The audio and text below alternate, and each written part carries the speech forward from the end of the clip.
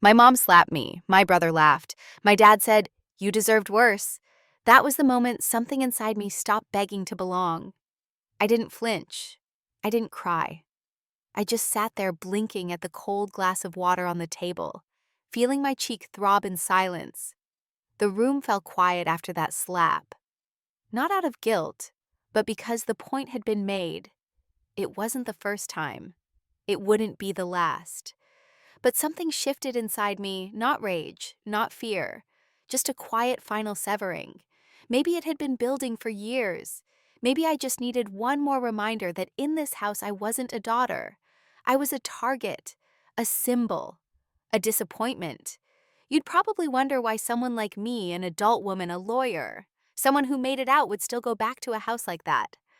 I asked myself that too for years. Why did I still pick up when they called? Why did I drive hours back home every Thanksgiving, bring gifts for birthdays, make excuses for their silences, their cutting remarks, their casual cruelty? Why, after 3 years of silence, did I return to that house on a cold November weekend, suitcase in hand, pretending maybe this time would be different? I guess I wanted to believe something I shouldn't have, that people grow, that time heals, that guilt changes hearts. It doesn't. They called a month earlier, my mom sobbing on the phone, telling me my dad's blood pressure was out of control, that my brother had lost his job again, that the family was falling apart.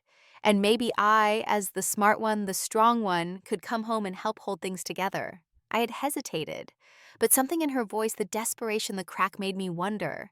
Maybe this was it, the softening, the apology I never got but always hoped for. Maybe they were ready to see me not as the girl who always fought back, but as someone they'd hurt. I was wrong. What I walked into wasn't an invitation to reconcile. It was a stage set for my humiliation. And that dinner, that slap, that laugh from my brother, and that sentence from my father, those weren't mistakes.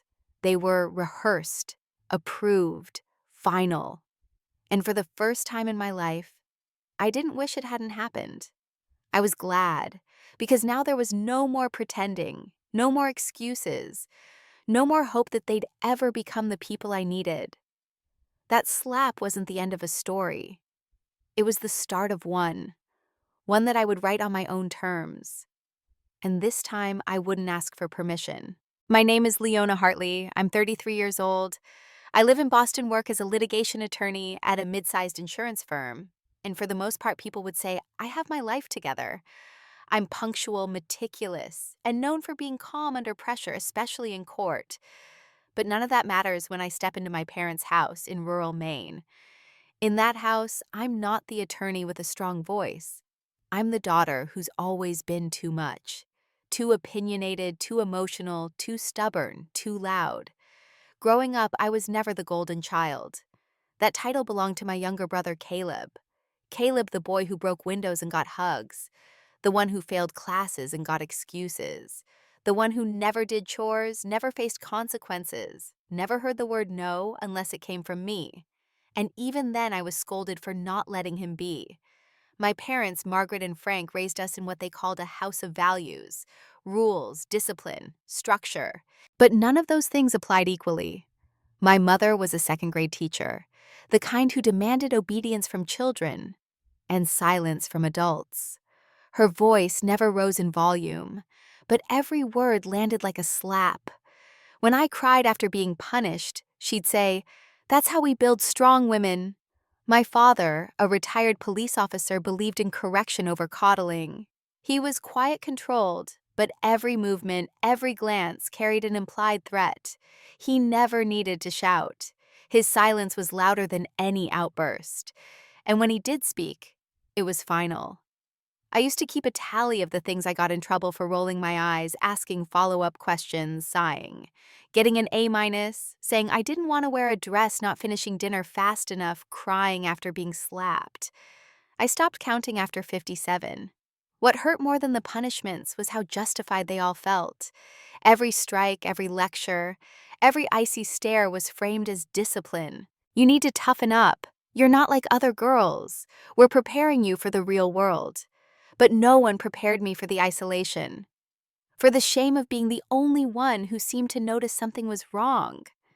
Even as a teenager, I remember looking at other families and wondering, do their parents make them apologize for crying? Do they measure affection based on obedience? I wasn't allowed to have privacy. My mother read my journals, checked my emails. Once, when I was 16, she found a letter I'd written to a friend about wanting to leave home, and she burned it in front of me. You don't get to narrate this story, she said. You live in it. So I learned to shrink, to smile at the right moments, to suppress every reaction, to become what they needed until I left for college.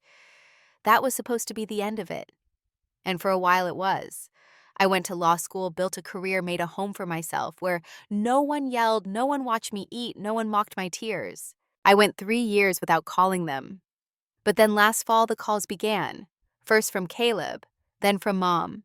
Messages about Dad's health, Caleb's job loss, how hard things were getting, how proud they were of me despite everything, and how maybe it was time to come home. I resisted.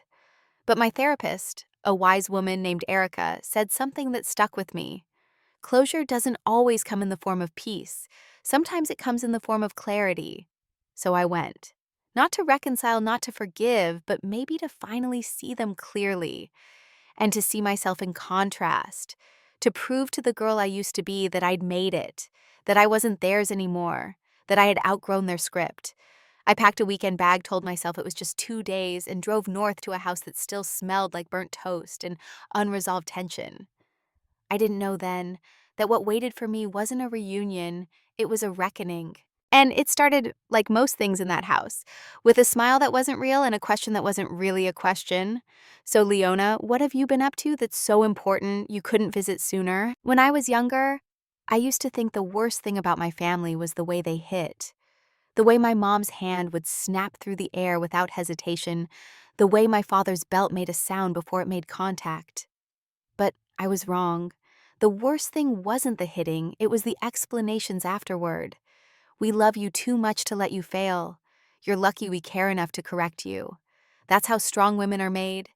They didn't just hurt me, they convinced me I deserved it, that I invited it, that I needed it. The slaps faded, but the words stayed. I carried them into college, into every relationship, into every performance review. Even when I became a lawyer, someone others saw as powerful and composed, I still measured my worth against that old bar. Had I displeased anyone? Had I earned praise? Had I been good? Growing up, nothing was mine. Not my room, not my opinions, not my future. I remember the day I told my parents I wanted to go into law. I was 17, confident, excited. My mom scoffed and said, "You just want to argue for a living, figures." My dad didn't even look up from his paper. "You're not cut out for that world," he muttered. "It's not for people like you, people like me." I never asked what he meant. I didn't need to. I knew. I wasn't obedient enough. I wasn't quiet enough. I asked questions. I pushed back. I made them uncomfortable. That made me a problem. Over time, I learned that being good meant being invisible. I folded laundry without being asked. I cleaned my brother's room. I cooked. I studied. I stayed quiet during fights.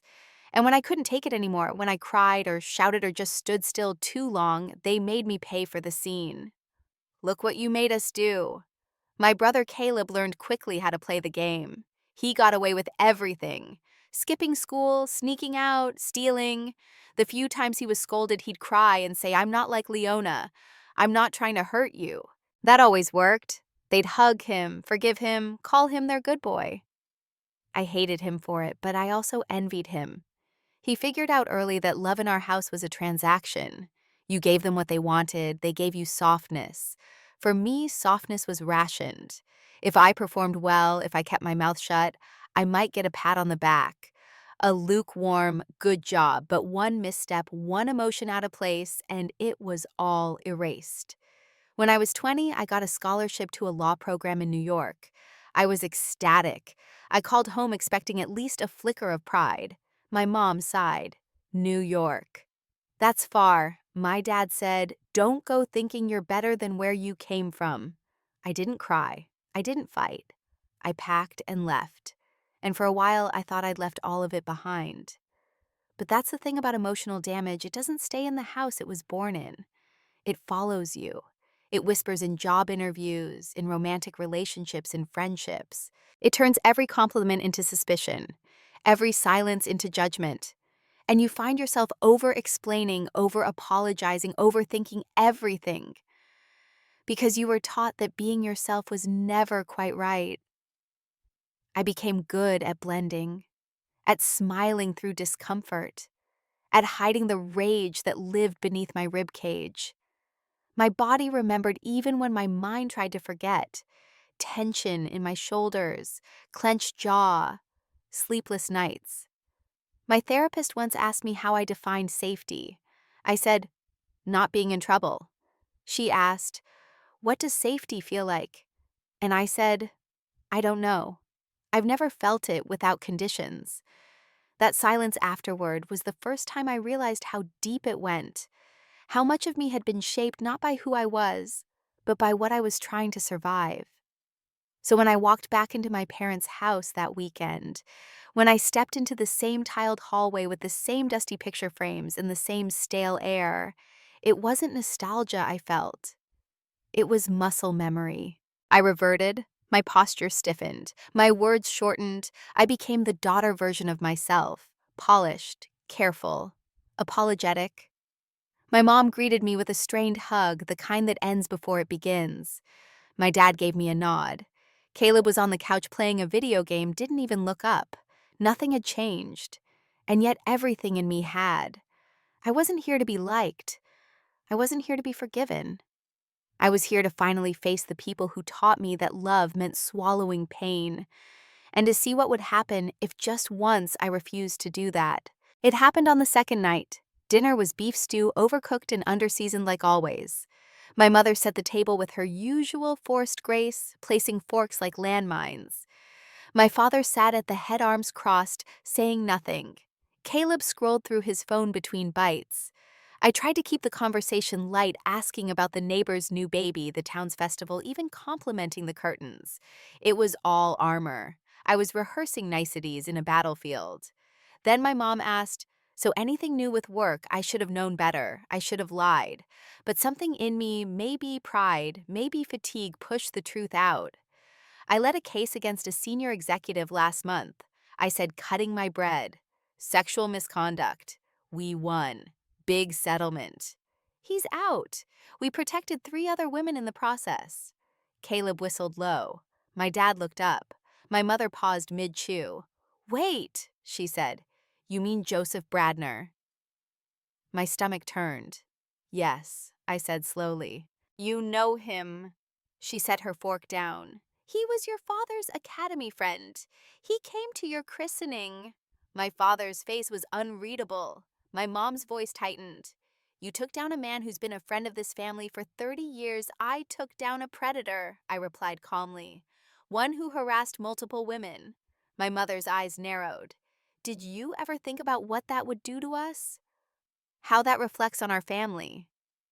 I blinked. It doesn't reflect on you. It reflects on him. Don't talk back, my father snapped. You embarrassed us. I did my job. I said, I did what was right. No, my mother hissed. You did what you always do. Stir up trouble. Make yourself the hero. You should have stayed in your lane. And let him keep doing it? I asked. Yes, she snapped. At least he didn't ruin his parents' names. The slap came fast. Her hand across my face, the sting blooming instantly. My head jerked to the side. I didn't cry. I didn't move. Caleb chuckled. Some things never change. My father leaned back in his chair. You deserved worse. I stood. Not because I wanted to run, but because if I stayed seated, I'd scream. Thanks for dinner, I said quietly. My cheek burned. My hands shook. My mother muttered something about how dramatic I was being. I walked to the guest room, closed the door, and locked it. I sat on the bed staring at the dresser, the same one I'd had as a teenager, still with the chipped corner from when I threw a book at it at 16. I touched my face. It wasn't just a slap. It was a declaration, a reminder of my place in their story, always the villain, never the victim. That night they posted about it. My mother, ever the performative martyr, wrote on Facebook, Sometimes being a parent means standing firm even when your grown children forget respect. Discipline has no age limit. There were likes, comments, sympathy from church friends and ex-colleagues. One read, "You raised her too smart for her own good." Another said, "Hard truth. The strong ones always carry the burden." And then Caleb commented, "Same old Leona. Fireworks since '97. The next morning, I opened my laptop, printed the entire post, folded it neatly, and slid it into my notebook. On the front of the page, I wrote in red ink Exhibit A. Then I called my assistant in Boston and asked her to email me a copy of my HR case summary. I wasn't just angry. I was awake. They thought I would crumble. But this time I wasn't 17. I wasn't silent. I wasn't scared. I was armed with truth, with proof, with clarity. And for once, I wasn't going to let them write the story. I was going to burn the script and start a new one they couldn't control, one where their shame would no longer be mine. The Facebook post spread faster than I expected. My mother knew exactly what she was doing. She used soft language-coded phrases that sounded noble to the uninformed tough love accountability parenting never ends. But every word was a bullet aimed at my credibility. And people believed her. Not just strangers from her church circle, but extended family, old neighbors, even a few of my high school teachers. They commented with hearts and praise, sharing anecdotes about how Leona was always headstrong a bit much. I scrolled through the reactions, and with every click, something inside me calcified. I wasn't just being shamed, I was being erased, rewritten, recast as the problem. Again. The next blow came from a place I didn't expect.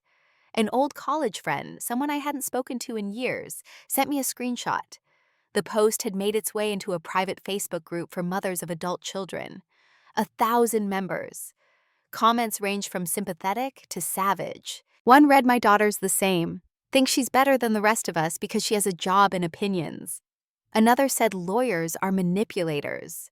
Sounds like classic narcissism. I didn't cry. Not this time. I printed every page, every comment. I marked each one with a date and source, organized them into a binder. I labeled it defamation. I wasn't planning a lawsuit. Not yet. But I knew how these things worked. Documentation mattered. Timeline mattered. And most of all, intent mattered. I began compiling everything. The slap, the online post, the comments, the call log from my mom pretending to make peace, the text message from Caleb telling me to grow up and stop being so dramatic. I even dug up an old voicemail from 2 years ago, where my mom yelled at me for missing Christmas, saying, "You always find a way to make yourself the victim." I saved it all, because I knew this wasn't just about a slap anymore. This was about reclaiming a truth that had been taken from me again and again. And then quietly, something unexpected happened. I started to write. Not legal notes, not case files, just truth. Raw, honest. I opened a blank blog, anonymous, no names, no cities. Just one headline, "What happens when your family writes you out?" I posted my first entry, 600 words about what it felt like to be slapped by someone who said they loved you. I thought no one would read it. But within 3 days, it had over 10,000 views. Comments poured in, from women mostly, strangers who said, "This is my story too. I thought I was alone. Thank you for saying what I couldn't." I didn't respond. I just kept writing, entry after entry. Each one pulled from years of buried memory. The belt, the burned letter, the forced smiles, the slapped cheeks, the apologies I gave for things I didn't do. I gave each story a name. Not mine, not theirs, just symbols, the mirror, the dinner table, the birthday party, the scar. I wasn't seeking revenge. I was seeking visibility. My story had been twisted in silence for so long, I needed to uncoil it, where no one could interrupt, no one could slap it shut. And then quietly, the blog reached someone I didn't expect. Maureen. She was an older colleague at the firm, reserved but kind, with silver hair, and always a mug of chamomile tea. She knocked on my office door one morning and asked if we could talk. I braced myself for criticism. Instead, she closed the door gently and said, "I think I know who wrote the blog. My stomach clenched. I opened my mouth to deny it, but she raised her hand. Don't worry, I won't say a word. I just wanted to say thank you. Then she told me her story. A marriage that bruised more than it healed, children caught in the middle, a family that praised her husband while calling her ungrateful. She said I left at 42. I didn't have your courage at 33. That's when I knew. This wasn't just about me anymore. My story had become a mirror, and if I was brave enough to hold it up, others might finally see their own reflections. So I kept writing, and I kept documenting, because the more they lied, the more I told the truth. And the truth I learned has a way of surviving even when buried under decades of silence. It was a Tuesday afternoon when the email landed in my inbox. The subject line was simple: "Saw your blog, I can help." I almost deleted it. I had received dozens of messages, most supportive, some cruel, some too personal. But something about this one felt different. The sender's name was Clara Hensley, and in her brief message, she said she was a therapist specializing in family trauma, that she had read every word I wrote, and that if I ever needed an expert witness or support in navigating next steps legally or emotionally, she was available, no charge.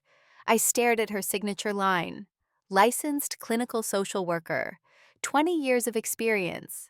A quiet fire lit in my chest. I replied with a single sentence: I'd like to talk. We met virtually first, then in person. Clara was in her early 50s, composed but warm, with the kind of gaze that didn't flinch when you described ugly things. I told her everything, starting with the slap, ending with the binder of documentation. She listened without interrupting, scribbling notes, slowly, never rushing me to the next sentence. And then she said something that shifted everything. "You're not just grieving the violence," she said. "You're grieving the childhood you never got to have." I didn't speak. I couldn't. She continued, "When the people meant to love us are the same ones who hurt us. We often internalize the belief that love and pain must coexist, but they don't. Not in healthy families, and certainly not in healing. For the first time in months, I let myself exhale fully. With Clara's guidance, I began to understand that my story didn't need to end with endurance. It could evolve into agency. She helped me organize my materials more formally, not just as a personal archive, but as a potential case. If you decide to pursue legal action, she said, you're not doing it for vengeance. You're doing it to protect the next version of yourself, the one who doesn't flinch when she hears the word family. I nodded, silent but steady. Then she said, "And you're not alone anymore." That changes everything. Around the same time, something else happened. The blog caught the attention of a local podcast that focused on real stories of survival and rebuilding. They reached out asking if I would speak. I declined at first. My story wasn't a performance, but Clara encouraged me to reconsider. "You don't have to name names," she said. "You just have to tell the truth in your own words." And so I did. We recorded late on a Thursday night, just me, a quiet room, and a microphone. I told the story the way it needed to be told, slowly, carefully, with pauses not for effect, but for breath, for pain, for accuracy. The episode aired 2 weeks later.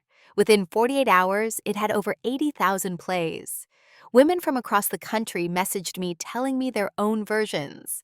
A woman in Ohio whose father disowned her for calling out abuse. A teacher in Texas who said she kept a scarf in her drawer to cover bruises until she moved out at 28. A grandmother in Vermont who had never told anyone that her mother used to throw plates when dinner was too cold. These voices began forming a chorus, not one of bitterness, but of clarity. I started a private forum, just for women like us. We called it The Second Room, a space for the second version of ourselves, the ones who weren't pretending anymore. And slowly, as that forum grew, so did something inside me. The turning point wasn't loud. It didn't involve confrontation or apology. It came quietly, in the form of solidarity, in the shape of letters, stories, and late-night messages that said, "You helped me choose myself." I realized then that my power was never in making them sorry. It was in making myself whole. That was the real victory, not the slap, not the silence, but the decision to speak clearly, publicly, and without shame. It started with a letter, not from me, but from a lawyer representing me. I didn't write it, I didn't even sign it. My name was printed at the top, but the words were legal, clinical, distant, surgically precise.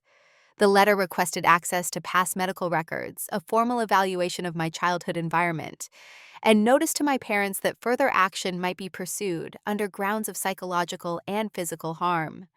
I sat in Clara's office when we sent it, watching her hit send, like it was any other email. But I knew it wasn't. It was the beginning of the final chapter. The next morning, my father called.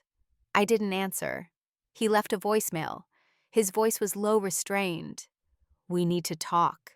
That was it. No acknowledgement, no apology, just the kind of entitlement that assumes access because it always had it.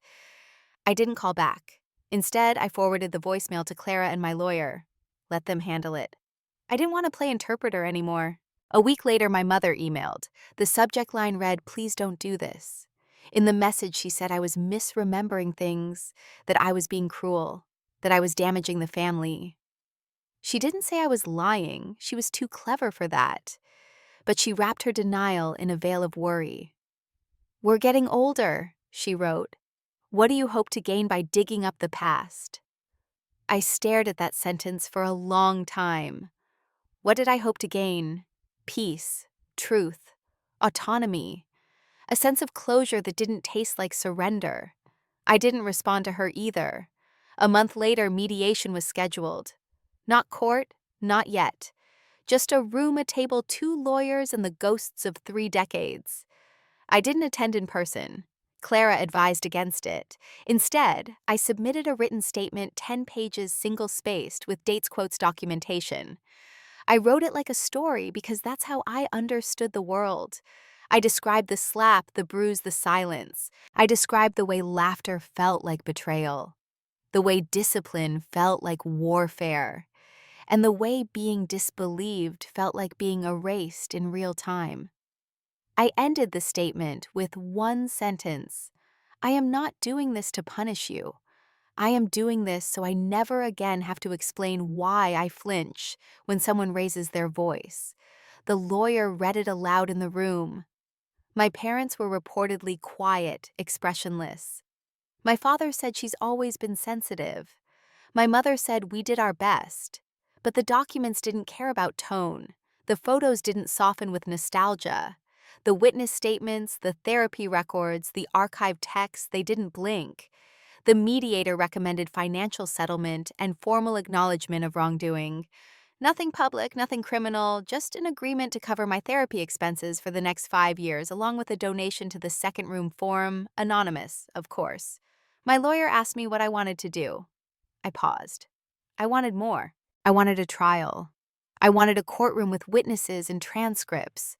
I wanted cross-examinations and impact statements. But I also wanted peace. And peace doesn't always come wrapped in victory. Sometimes it comes in the form of a door closing with finality. I accepted the settlement, not as forgiveness, not as forgetting, but as a marker in time, a boundary drawn in permanent ink. They were not allowed to contact me again. No phone calls, no visits, no more pretending. My name was removed from their health insurance. I took my childhood memorabilia from the attic, what little I had, and left the rest behind. It was over, legally. But emotionally, there was still a long way to go. Clara reminded me that justice is rarely clean. "You won't feel triumphant," she said. "You'll feel hollow first. That's normal. That's the space where healing starts." She was right. I didn't feel like I'd won.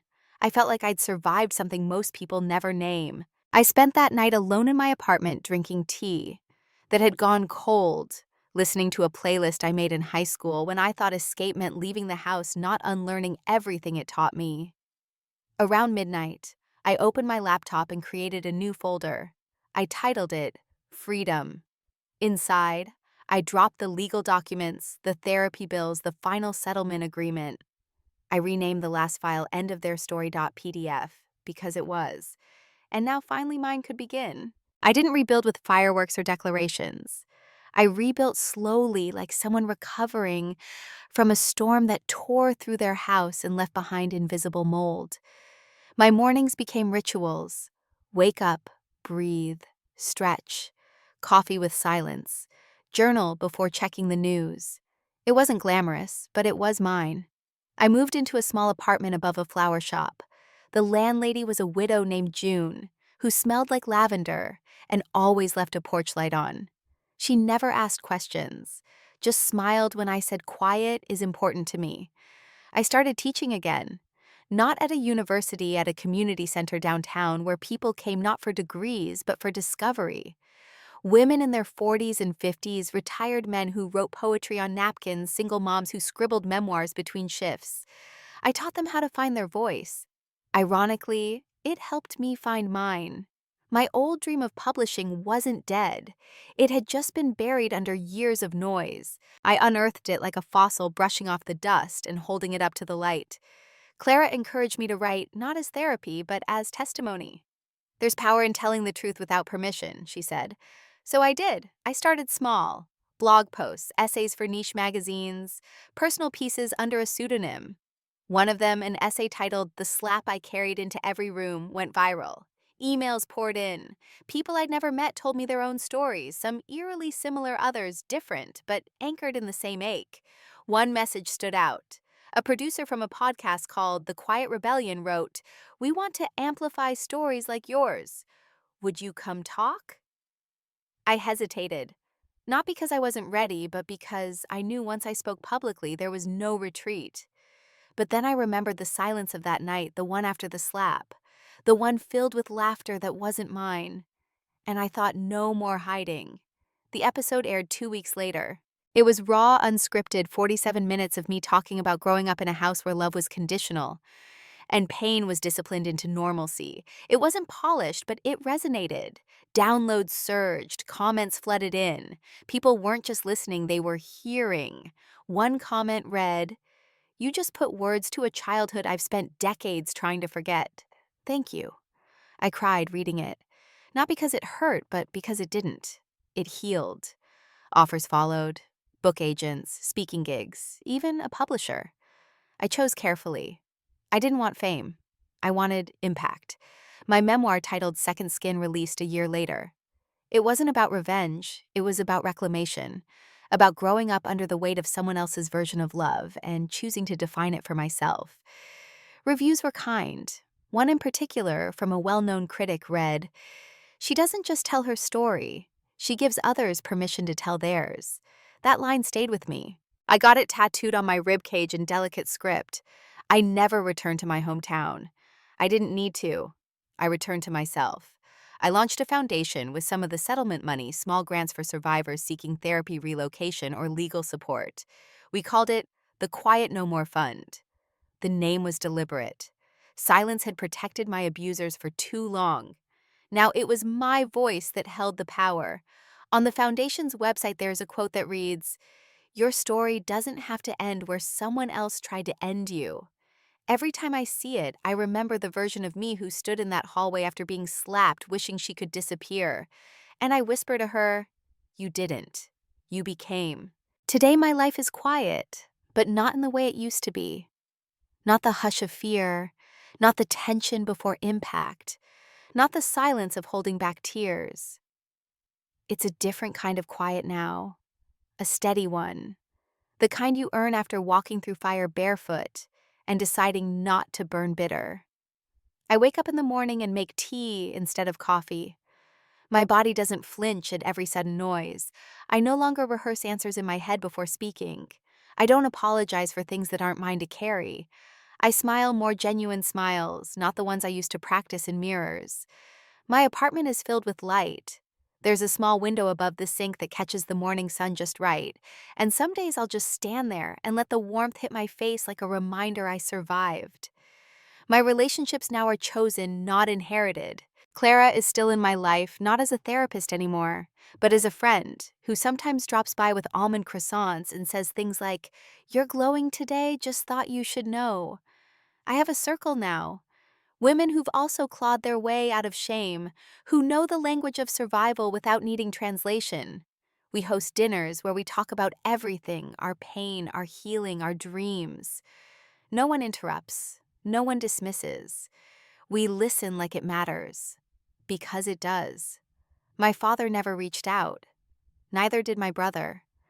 My mother sent a single letter through a lawyer, something about family regret misunderstanding. I didn't read it. Not because I'm angry, but because I no longer need answers from people who refuse to see me bleeding. Forgiveness is often mistaken for reunion. It's not. For me, forgiveness was learning to stop flinching when someone raised their voice. It was learning to say, no, I don't deserve this, and walk away. I forgave myself first for staying too long, for doubting what I knew, for thinking love had to hurt. If I could go back and speak to that younger version of me, the girl who stood stunned in that kitchen cheek, burning heart, sinking, I wouldn't tell her to be strong. I'd tell her, you're not crazy, you're not dramatic, you're not weak. You're just surrounded by people who are afraid of your truth. I'd tell her to keep her notebook close, that one day those pages will become a book, and that book will find its way into the hands of another girl sitting in another room wondering if anyone has ever felt what she's feeling. And it will say, yes, and we survived. I've learned that success isn't just about proving people wrong. Sometimes it's about proving yourself right, that your instincts weren't lies, that your pain wasn't imaginary, that your voice always mattered, even when it was shaking. I don't need anyone to clap for me. I don't need a viral quote or a best-selling label. What I have now is more sacred: peace, boundaries, truth. I no longer shrink to fit rooms that were built to break me. I no longer contort my soul to make others comfortable. I exist fully, loudly when I want to be, softly when I need to be, but always, always honestly. If there's one thing I know now, it's this: some wounds never fully disappear. They fade, sure, but they stay. And maybe they should. Maybe we carry them not as burdens, but as reminders that we are still here, that we walked through places that tried to bury us and came out carrying the shovel, that we can choose a different story. I did, and I'm still writing it. Every morning I wake up is a blank page, and this time I hold the pen.